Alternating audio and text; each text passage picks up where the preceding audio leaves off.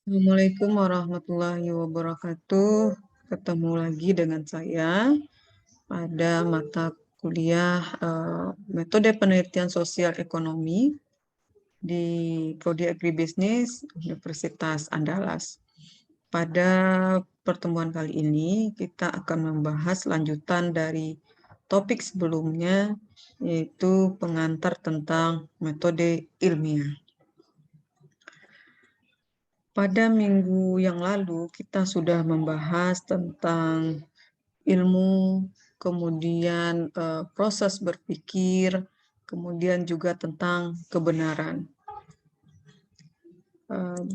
Baik, kita akan melanjutkan tentang topik kemarin. Kita ulang sedikit mengenai apa yang kita bahas minggu kemarin, yaitu ilmu, proses berpikir, dan kebenaran. Ilmu itu adalah suatu pengetahuan yang bersifat umum dan sistematis, itu kita bahas kemarin. Kemudian proses berpikir itu dikatakan dia berpikir reflektif kalau dia melewati tahapan berpikir logis dan analisis. Ya. Proses berpikir dengan ilmu itu sama karena melewati suatu urutan yang dan dilakukan secara berhati-hati dan dilakukan secara sistematis. Nah, kenapa ada ilmu? Karena manusia itu dianugerahi dengan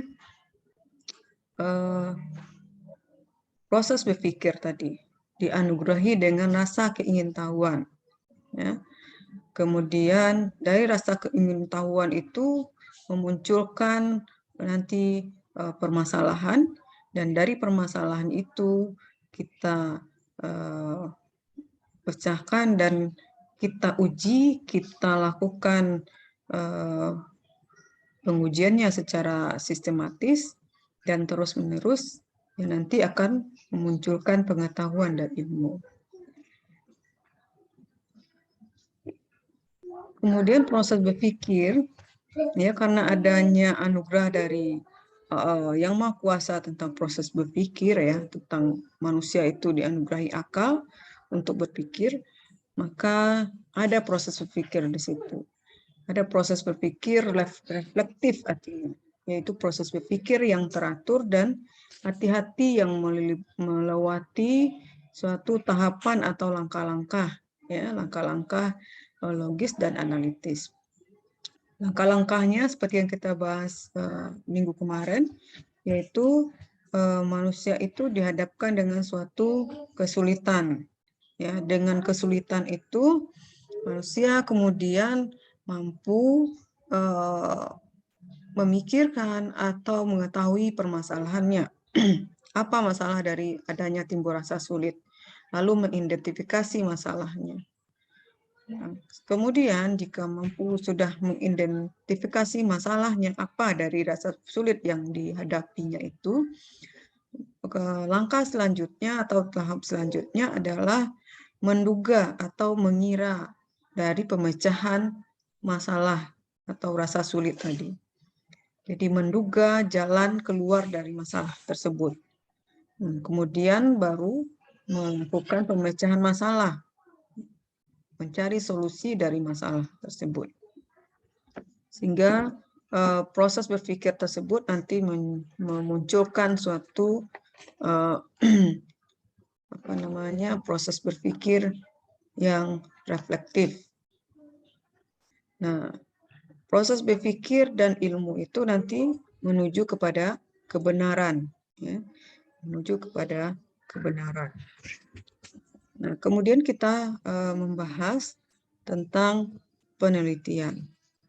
Penelitian itu berasal dari bahasa Inggris, yaitu research. Research itu artinya kalau diartikan perkataannya berarti mencari kembali. Ya, mencari kembali ini artinya melakukan pencarian atau menyelidiki, ya, melakukan penyelidikan bisa secara berulang terhadap masalah yang akan kita pecahkan. Jadi beberapa pengertian penelitian ini banyak dilakukan oleh para ahli, ya, yang inti dari penelitian ya itu adalah penyelidikan yang dilakukan secara sistematis ya dan berhati-hati. Jadi melakukan penyelidikan atau melakukan pencarian secara berhati-hati, secara secara runut ya, dan juga ada pemikiran kritis, secara kritis ya untuk memecahkan suatu masalah atau untuk melihat masalah atau fakta-fakta yang akan kita lihat ya. Jadi ada metode, ada ada suatu yang prosedur yang kita lakukan ya untuk menyelidiki suatu masalah atau fakta tersebut, dan di sana juga ada pemikiran kritis di dalamnya. Ya. Jadi menurut Udi, penelitian itu merupakan sebuah metode untuk menemukan kebenaran yang juga merupakan sebuah pemikiran kritis. Jadi kita dalam melakukan penelitian harus berpikir kritis, tidak bisa menerima begitu saja misalnya suatu fakta ya, suatu pengamatan yang dilakukan yang sebenarnya itu belum sesuai dengan fenomena yang mau kita lakukan, belum sesuai dengan misalnya dengan teori, dengan konsep. Nah, kita perlu berpikir kritis di situ. Atau melihat teori kaitannya dengan konsep atau fakta, nanti ada kita tidak bisa atau tidak hanya menerima teori begitu saja ya, kita juga bisa mengkritisi dari teori tersebut. Nah, ini sudah ya kaitan antara ilmu, penelitian, dan kebenaran. Jadi ilmu dan penelitian itu suatu proses dalam membentuk kebenaran. Ya. Oke, kebenaran yang dilakukan secara melewati suatu urutan atau sistematis tadi, itulah disebut dengan kebenaran ilmiah. Ya. Adakah kebenaran non ilmiah? Ada. Kebenaran non ilmiah kalau kebenaran itu dilakukan secara acak ya, secara kebetulan, misalnya secara common sense, melalui wahyu, intuitif, trial and error, atau spekulasi. Oke, kemudian kita lanjut ya. Ini penting. Ini sampai di sini kita pembahasannya minggu yang lalu. Ini terkait dengan istilah proposisi, hipotesis, dan dalil. Ini penting bagi saudara nantinya dalam melakukan proses penelitian ya, melakukan kegiatan penelitian dalam metode ilmiah. Ini juga penting ya, istilah-istilah tersebut, dan masing-masingnya memiliki perbedaan. Yang pertama, proposisi. Proposisi itu adalah suatu pernyataan tentang sifat dari realita ya. Karena dia pernyataan berarti itu berupa kalimat positif ya. Atau suatu kalimat ada subjek, predikat, ada objeknya situ. Contohnya, tingkat modernitas petani adalah salah satu faktor penentu adopsi teknologi usaha tani. Jadi ini suatu pernyataan yang menunjukkan sifat dari realita, bahwa di realitanya, dari fenomenanya dalam mengadopsi teknologi ya, itu dipengaruhi salah satunya dari tingkat modernitas petani. Ini sifatnya ya, sifat dari realita. Maka ini yang disebut dengan preposisi. Kemudian ini contoh, bisa dia kalimatnya aktif, bisa kalimatnya pasif. Contohnya, adopsi teknologi usaha tani itu dipengaruhi oleh persepsi tentang nilai ekonomis hasil usaha tani. Oke. Kemudian, kalau preposisi itu kita rumuskan lebih spesifik dan ingin kita uji kebenarannya, itu yang disebut dengan hipotesis. Ya. Contohnya begini, adopsi teknologi usaha tani dipengaruhi secara positif oleh persepsi tentang nilai ekonomis hasil usaha tani. Atau misalnya, tingkat modernitas petani berpengaruh positif terhadap adopsi teknologi usaha tani. Jadi sudah spesifik dia. Kita bunyikan berpengaruh positif. Ya. Nah, kita mau menguji apakah dia memang berpengaruh positif atau tidak. Jadi itu hipotesis. Kita mau menguji kebenarannya. Nah, biasanya kalimat hipotesis itu didahului dengan kata diduga. Jadi misalnya orang menulis diduga tingkat modernitas petani berpengaruh positif terhadap adopsi teknologi usaha tani. Jadi bisa dibedakan antara proposisi dengan hipotesis. Ya. Kemudian ada dalil. Nah, dalil ini merupakan proposisi yang sudah didukung dengan data.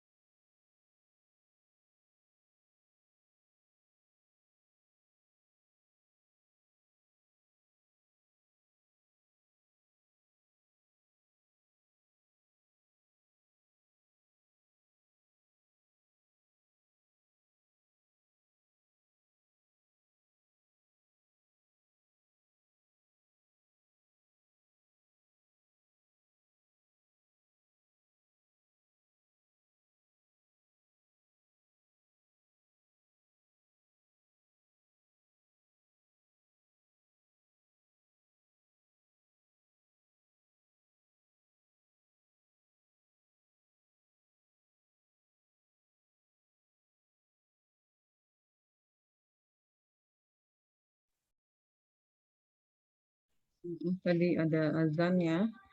Kita lanjutkan. Kemudian yang ketiga ada dalil. Nah, dalil itu merupakan proposisi yang mempunyai jangkauan luas dan didukung oleh data empiris. Ya, data empiris itu merupakan fakta-fakta, ya, fakta-fakta yang sudah didapatkan yang hasil dari suatu penelitian, misalnya. Jadi proposisi yang sudah didukung oleh hasil penelitian atau temuan-temuan, ya, itu dinamakan dengan dalil atau scientific law. Jadi dalil itu bisa dikatakan sebagai singkatan dari suatu pengetahuan tentang hubungan sifat-sifat tertentu yang bentuknya lebih umum jika dibandingkan dengan penemuan-penemuan empiris yang mana dalil tersebut didasarkan. Jadi penemuan-penemuan empiris yang kita peroleh kalau digeneralisasi, ya, itu bisa menghasilkan dalil. Ya. Nah, jadi proposisi, hipotesis, dan dalil ini sangat penting kita pahami, ya, dalam melakukan metode ilmiah nantinya dalam melakukan proses penelitian. Nah, proposisi dan hipotesis ini kita buat atau kita nyatakan itu sebelum penelitian dilakukan, bukan setelah penelitian dilakukan, tapi sebelum penelitian dilakukan. Pada saat kita membuat draft proposal, ya, itu kita sudah bisa menentukan proposisi dan hipotesis. Nah, biasanya proposisi hipotesis ini itu dilakukan setelah kita mengkaji tentang teori, ya, teori-teori yang terkait dengan permasalahan yang ada. Kemudian selanjutnya ada teori dan fakta ilmiah. Teori dan fakta ilmiah ini saling terkait, ya, saling mempengaruhi. Kapan dikatakan dia fakta ilmiah? Kalau fakta yang dimiliki itu telah dilakukan, fakta itu sendiri apa? Pengamatan. Ya. Pengamatan yang atau fakta itu adalah hasil dari pengamatan yang telah diverifikasi secara empiris.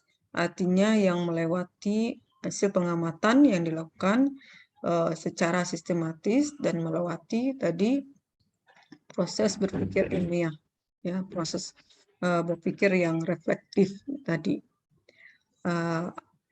Jadi kalau dia dikatakan fakta ilmiah kalau hasil dari pengamatan itu bukan random dan mempunyai arti. Jadi tidak random tapi melewati suatu runutan atau runtutan yang sistematis dan melewati langkah-langkah proses berpikir reflektif, ya. Itu yang fakta ilmiah, ya.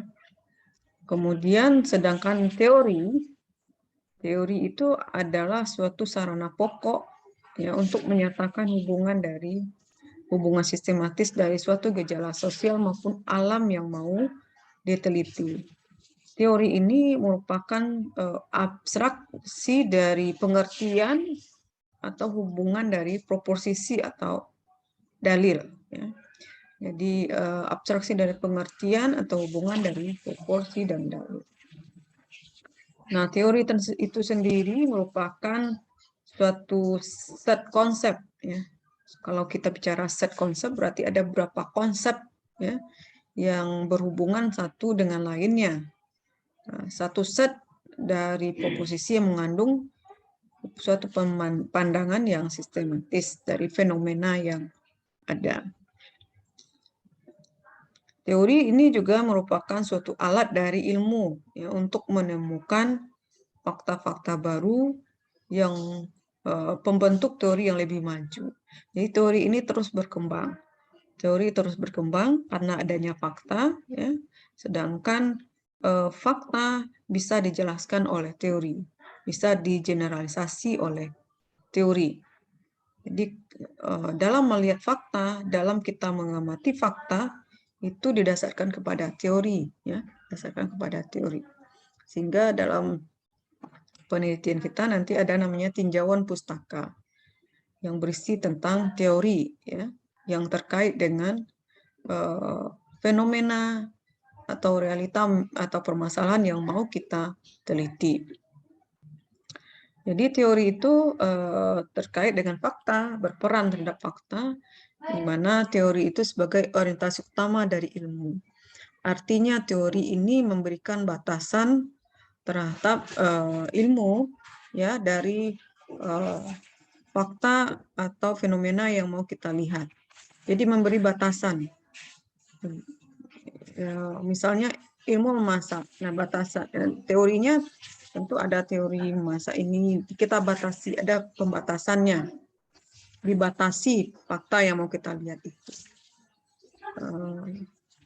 Kemudian teori itu juga sebagai konseptualisasi dan klasifikasi.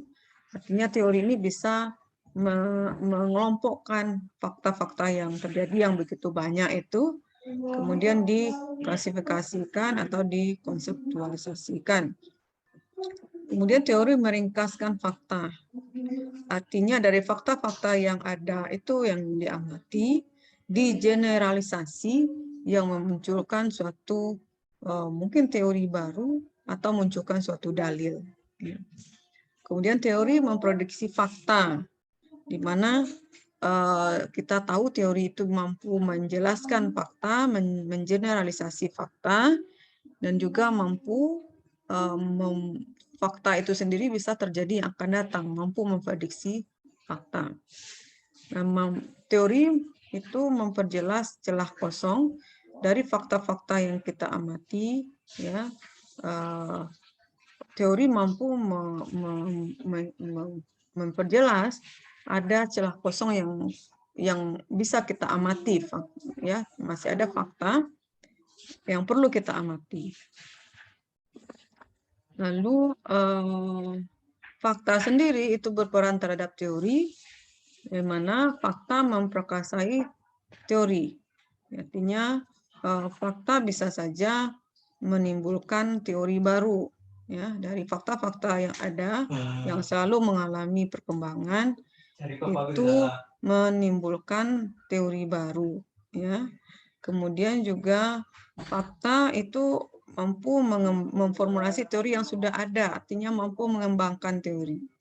Dari fakta-fakta yang ada, yang kita generalisasi, itu bisa mengembangkan teori yang sudah ada. Lalu fakta dapat menolak teori juga. Ya, dari fakta yang terjadi, ternyata tidak sesuai dengan teori. Namun ini harus hati-hati dalam membuat pernyataan bahwa fakta itu tidak menolak teori, harus dijelaskan dengan sebaik-baiknya. Jangan sampai faktanya hanya terjadi pada suatu tempat tertentu atau suatu kejadian tertentu, kemudian kita generalisasi, sehingga dikatakan fakta itu tidak sesuai dengan teori. Lalu fakta itu dapat mengubah orientasi teori, ya, dapat orientasi ke teori. Jadi penelitian yang menemukan fakta-fakta empirik yang baru itu berkontribusi terhadap pengembangan teori yang digunakan. Sehingga dengan adanya fakta empirik yang baru, maka teori-teori yang ada juga akan berkembang. Sehingga teori itu mengalami perkembangan dari masa ke masanya. Karena fakta juga mengalami perkembangan, mengalami perubahan. Oke, selanjutnya kita masuk ke metode ilmiah. Dari katanya ada ilmiah, ada metode, ya. Ada metode, ada ilmiah. Kalau kita bicara metode, berarti kita bicara tentang cara, ya, tentang cara, ya, tentang apa namanya, langkah-langkah, ya, dalam menerapkan. Kalau kita bicara ilmiah, seperti yang disebutkan kemarin, dalam ilmiah itu berarti ada prinsip-prinsip logika di dalamnya dan juga prinsip analitis. Sehingga metode ilmiah itu menurut Almak menyatakan sebagai cara dalam menerapkan prinsip-prinsip logis terhadap penemuan, terhadap pengesahan dan penjelasan kebenaran. Di metode ilmiah itu bisa dikatakan juga sebagai pengejaran terhadap sesuatu untuk memperoleh sesuatu interrelasi.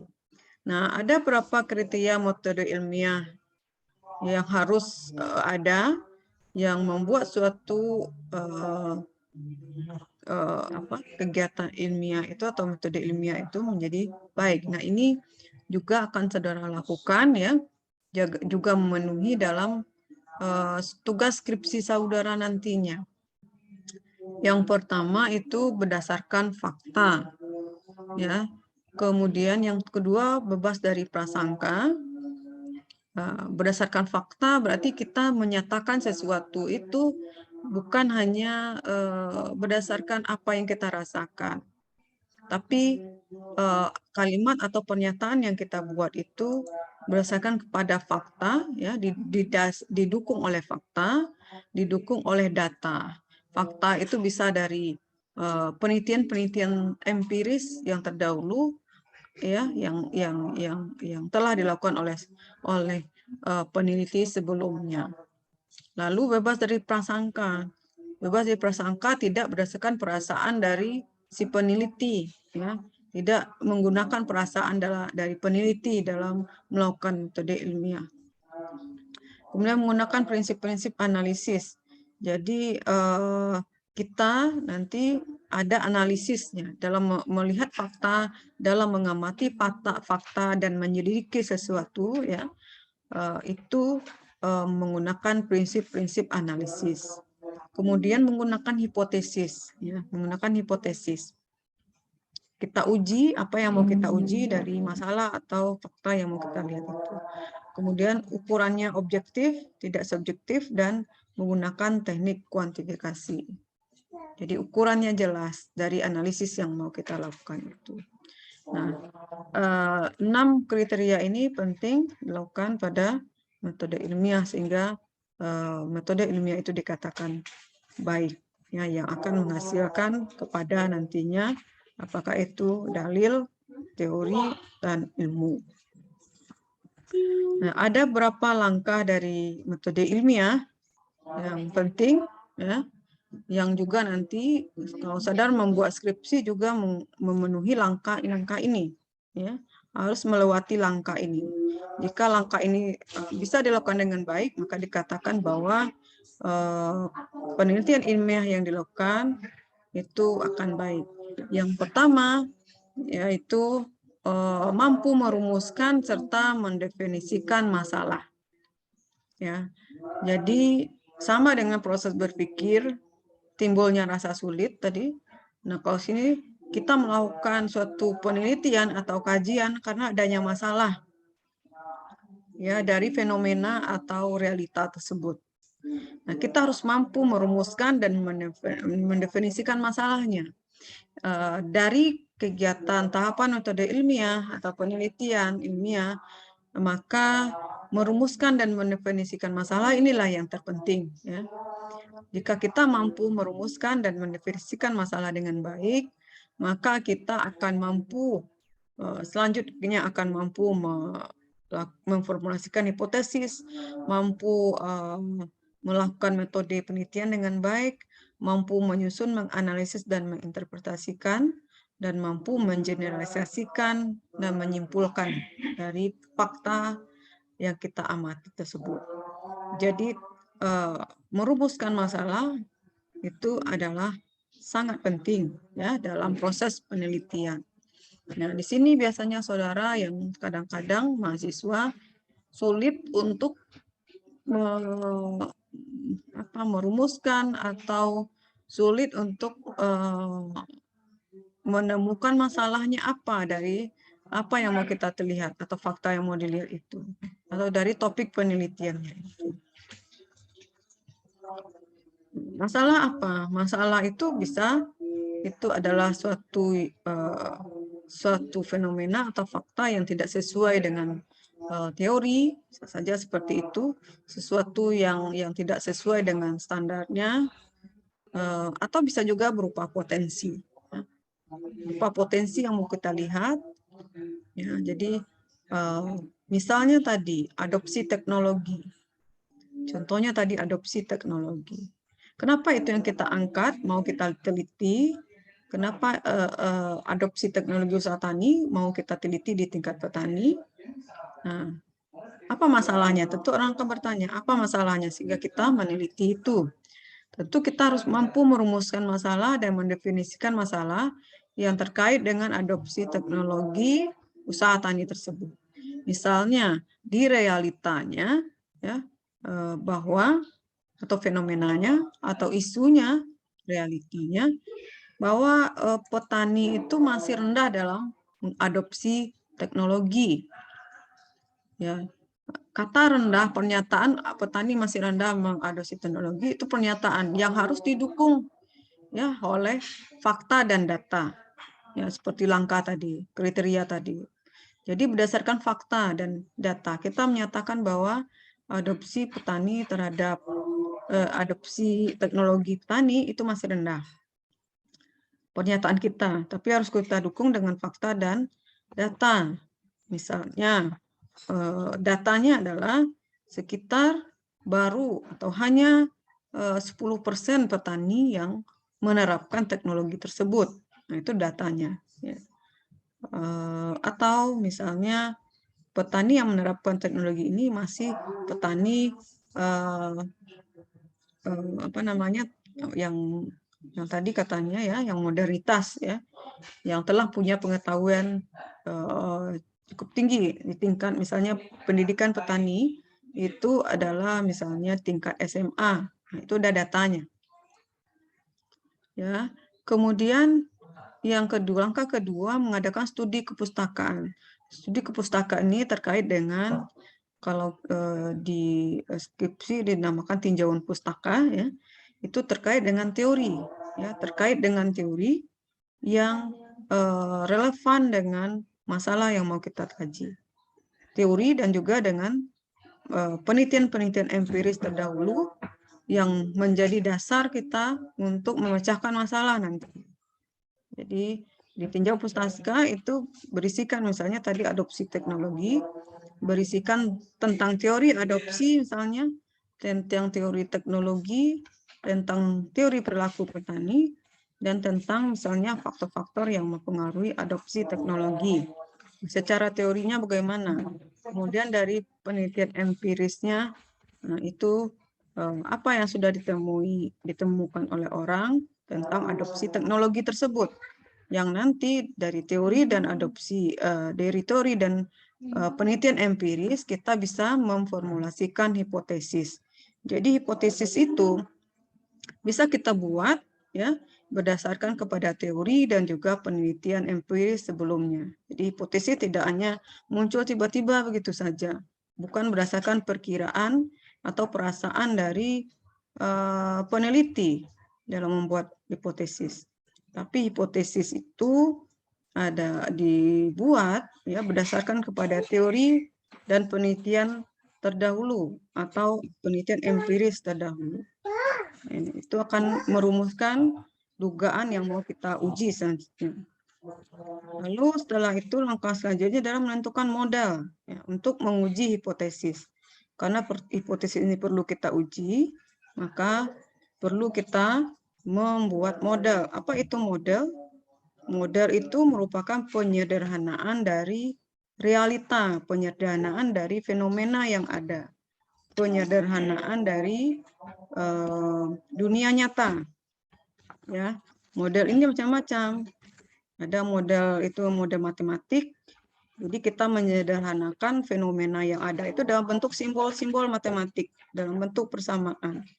Jadi yang selama ini, misalnya pemecahan matematika yang dilakukan selama ini itu ada maknanya, ada interpretasinya, ya. Itu contohnya. Kemudian setelah kita bentuk model, kita menentukan model untuk menguji hipotesis, kita kumpulkan data. Nah, dalam mengumpulkan data ini juga ada aturannya, ada metodenya. Apakah kita mau menggunakan data cross section atau data time series? Lalu jenis sumber datanya, apakah data primer atau data sekunder?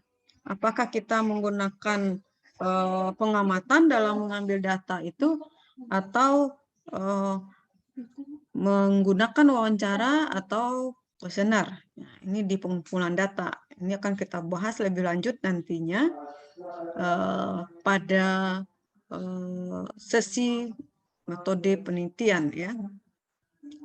Kemudian langkah selanjutnya adalah menyusun, menganalisis dan memberikan interpretasi dari data tadi ya. Kita susun datanya bisa dalam bentuk tabulasi, kemudian kita analisis, dan setelah hasil analisis itu maka kita interpretasikan, kita beri makna dia ya dari hasil analisis tadi. Maknanya apa, bagaimana hubungan satu sama lainnya, kenapa seperti ini hasilnya. Ya, jadi kata-kata kenapa harus kita bisa pecahkan atau harus bisa kita jelaskan, ya itu. Kemudian kita buat generalisasi dan kesimpulan. Dalam membuat generalisasi seperti tadi, kita menggunakan teori yang sudah ada ya, dalam menjelaskan fakta tersebut, ya sehingga kita mampu membuat kesimpulan dan kemudian membuat laporan ilmiah. Jadi ada 8 langkah dalam metode ilmiah yang harus dilewati ya dalam membuat suatu atau melakukan suatu penelitian ilmiah. Nah, ini juga sama dengan dalam langkah-langkah dalam pembuatan skripsi ya. Dalam membuat skripsi, tesis, disertasi, melewati 8 langkah ini yang nanti bisa kita pecah-pecah lagi dari 8 ini ya. Jika mampu melewati setiap langkah ini dengan baik, maka tentu laporan ilmiah yang akan didapatkan itu akan menjadi lebih baik ya, lebih sesuai dengan solusi yang mau kita pecahkan dari permasalahan tersebut. Nah, ini adalah skema dari langkah-langkah penelitian ilmiah. Jadi ada teori, kemudian ada masalah penelitian. Jadi teori itu bisa mampu tadi ya mendeskripsikan atau mengklasifikasikan fakta-fakta atau permasalahan yang ada, sehingga kita mampu dalam merumuskan masalah, mampu menyadari masalahnya apa. Kemudian juga ada masalah di lapangan dari penelitian empiris sebelumnya atau dari realita ya. Dari masalah dan perumusan masalah itu kita akan muncul tujuan penelitian yang mau kita teliti ya. Tujuan penelitian itu berarti apa yang mau kita teliti, apa yang mau kita lakukan dari fakta, apa yang mau kita lihat atau apa yang mau kita uji dari fakta atau masalah tersebut. Lalu berdasarkan kepada teori dalam dalam menguji atau dalam mencapai tujuan tersebut, kita harus mampu merumuskan kerangka teori atau kerangka konseptualnya, bagaimana hubungan antara variabel-variabel dalam mencapai tujuan tersebut. Kemudian ada hipotesis, pengumpulan data, analisis data, penafsiran data, generalisasi, dan kesimpulan. Jadi ini tahapan dari metode ilmiah, ya, seperti tadi. Oke, mungkin itu saja terlebih dahulu yang bisa disampaikan untuk materi kali ini. Kita akan lanjutkan nanti dengan materi selanjutnya yang terkait dengan logika, interpretasi, etika ilmiah, dan juga terhadap jenis-jenis penelitian ilmiah nantinya. Terima kasih. Assalamualaikum warahmatullahi wabarakatuh.